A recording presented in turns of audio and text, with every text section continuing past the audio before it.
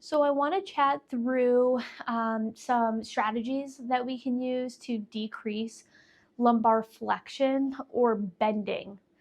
Now, when we are investigating somebody's root cause of their back pain, tailbone pain, hip pain, pain down the leg, whatever it may be, we like to think about the things that we're doing all day long that may be contributing to symptoms.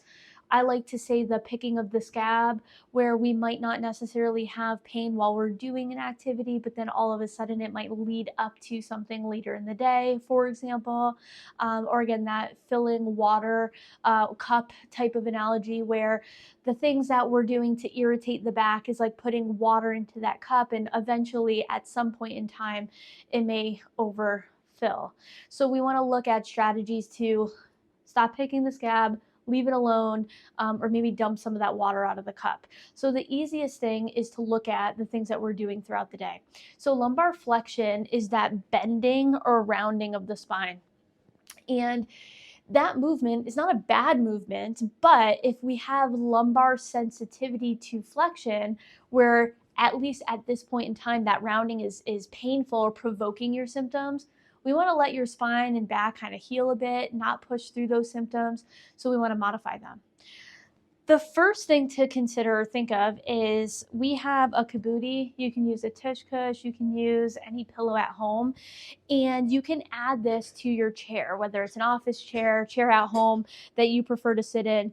Now, when we are sitting, it is the most compressive position to be in from a spinal perspective. And then when we slouch, it's even worse. So by adding a cushion or pillows to your chair, what I've done is I've changed this angle. So I've decreased the angle of my spine.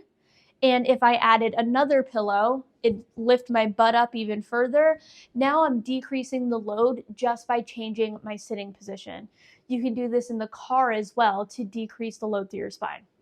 The other thing that gets a lot of people in trouble when they're having pain with bending is having to bend over or lean forward to tie shoes.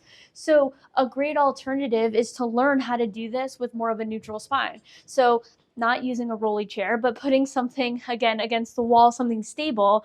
What you can do instead of bending over to tie the shoes, put on the socks, is you can put your foot on a surface. It could be, again, a chair, step stool at home, whatever makes sense.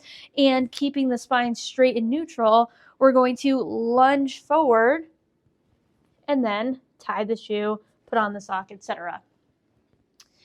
So that can be a great exercise or way to modify that trigger. The other thing is, again, bending forward to pick something up off the floor. So again, a lot of times folks will just bend over, they'll round their spine to lift, and if that's, again, a provoking movement, we want to avoid that. So we can always kneel down, hinge forward, grab the item, keep it close to our body, and split squat up. Or we can, I prefer the hinge, so we can get really close to the item, keep your spine straight, bring your hips back, pick up, or doing more of a traditional squat pattern to lift. So we want to do these things and consider these things throughout the day, because it's not just the hour or so that you might have skilled therapy that makes a big difference. It's avoiding all of the things that are, again, picking the scab throughout the entire day.